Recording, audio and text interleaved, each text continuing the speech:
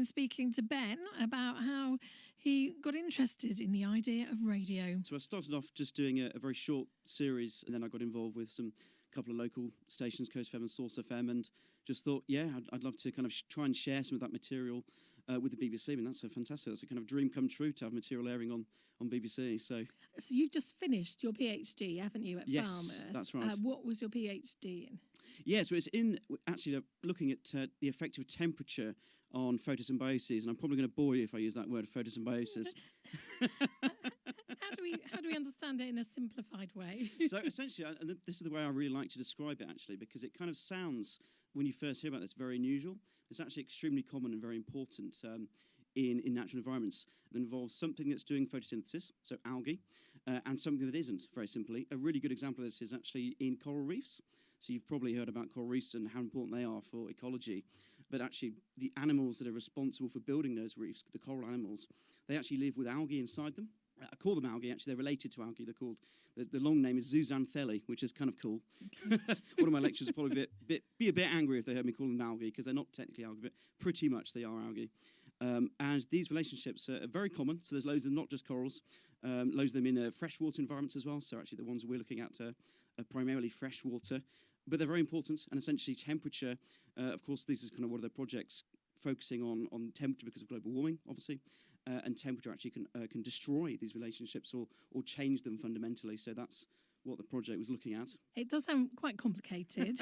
But so while you were working on your PhD, how then did you kind of decide to do some radio pieces then to illustrate it? How did that is it something that you're really interested in, is radio? Yeah, sure. So I think one of the things that I guess, especially classically in science, I think it was kind of perceived as this, this process that goes on behind closed doors, in labs and things, and it kind of feels quite disconnected from just everyday life and everyday people. They might not really know what's going on in those lab environments. And I think it's really nice to try and make it just feel a bit more accessible to people, because of course it is supposed to be a very collaborative and very open environment, and I think that's kind of our responsibility as scientists to make it so, really, to invite people in to hear about science. And I suppose you hear about science, don't you, when there's kind of these groundbreaking studies that you see in the news and things, and these kind of catchy titles and things, but I think it'd be really nice if you could just kind of get to grips more, I suppose, with the kind of everyday science, if you can call it that everyone's doing, in the lab right now. In Cornwall, we can be really proud of all of the science that's going on. We've got some fantastic researchers down here on the University of Exeter in the Cornwall campus, Falmouth as well, of course, and yes, I think we should be really proud of that. So I think it's nice to hopefully try and bring that to people a bit more. And maybe make it a bit more fun as well. Yes, precisely, yeah. I mean, the last thing that I want to do is kind of bore people with that. I mean, I think it's really nice to try and tell people that, science is exciting, but at the same time, you don't want to, I guess in things like this, you don't want to bog people, bog things down in lots of detail and things. You want to try and cut to the core of why it's interesting and try and, tell people why you're studying it in the first place, why you're interested and why other people should be interested in it. So I think hopefully that's the kind of angle that I've been taking, I suppose. How do you get the ideas for the little videos that you put together, and how long does it take you to make one even? Yeah, so I suppose one of the ones that I put on the uploader actually was just trying to explain natural selection. So, evolution by natural selection at a very kind of simple level. And the kind of idea that, I suppose why I did that in the first place was to try and put together just something very simple that would kind of grab your attention and think, oh yeah, that is actually really simple. It is literally just, differential survival. So there's this example of this, this imaginary predator and people trying to outrun this predator. And of course, the people that escape, obviously, are the ones that go on to survive and reproduce.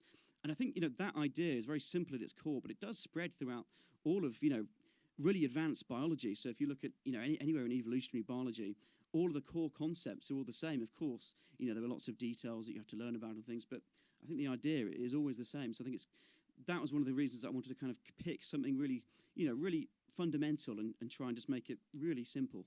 And one of the things you've also done that which we just heard, is your interviews about with scientists as well. Yes. We've heard about the plastic sea, something we're all thinking about now, isn't it? In a way, as a scientist, you must be so pleased to think people are showing an interest now in these things. Yeah, it really is. It's quite a relief, actually. And of course, I can't take any credit for that particular area of science.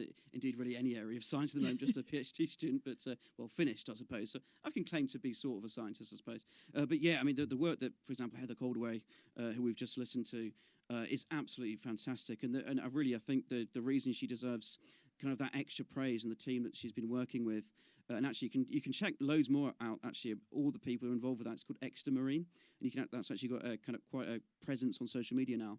You can kind of look at all the other researchers. But Dr. Heather Caldaway, she's done some amazing work in kind of bringing in big industries. So I think that's the kind of real key thing that has to happen, and that is starting to happen now. So I think some of her the companies that she's brought on board with this, huge companies that everyone has heard about. And I think that's really why she deserves that extra praise and indeed for bringing that to people's attention. So it is really nice to see that, of course, pretty much everyone now are aware of the importance of trying to cut down on plastics, for example. We are starting to see a real shift in people's mentality there, I think, aren't we? Yeah, absolutely. And one of the things we played last week, actually, just going from one thing to the other, we played a show reel of you interviewing lots of well-known people. Now, how did that all come about? Yeah, so I suppose this was kind of a very lucky accident, and I was really delighted to kind of get involved with this. But started out just trying to do science interviews, essentially. So then I moved into Source and Coast FM, and I got a bit kind of more freedom, I suppose. So the show could just be entirely run by me and some co-presenters if I brought them in and things like this. And one of my old co-presenters, I'd love to give him a shout out. If that's all right. He's called Sam. He's amazing. But anyway, and yeah, we just started getting these emails through from all kinds of different firms in London and things saying, "Oh, do you want to interview this person?" I thought, yes, absolutely. As spokespeople for various campaigns and things usually. And it kind of went on from there a bit, I think. So, yeah, very, very, very lucky that people want to be interviewed on my ridiculous little show, but apparently. Is it quite fun? You obviously enjoy the broadcasting side of things at Source. Yeah, absolutely. Yeah, it's a lot of fun. If anyone's out there thinking, oh, I'd really like to get a bit of a flavour for what radio is, check it out. It's so open. Source FM's a great one in Falmouth, Coast FM as well in Penzance. So open, so welcoming, always looking for extra people to, come and check it out. And what's next for you then? You're still at the university, aren't you? Yes, that's right. So, yeah, just finished up the PhD at University of Exeter and... just basically trying to decide where to go next. So at the moment, I've just been doing some freelance things at the moment. Medical writing, which is a field that I hadn't actually ever heard of before I did an internship as a medical writer. I won't bore you with exactly what that is. But no. And then you kind of in your spare time do interviews for your show. The dream, I suppose, is just to end up doing radio because I suppose it started as just as this thing which I thought would be a bit of fun to do, and it really turned into a passion. Have you got a little radio studio in your house or anything? Because I know some people do. Yeah, I'd like to call it that. It's just a laptop with a few boxes and things and some sparkly lights to make it look cool. Yeah, I suppose I can call it a little mobile studio.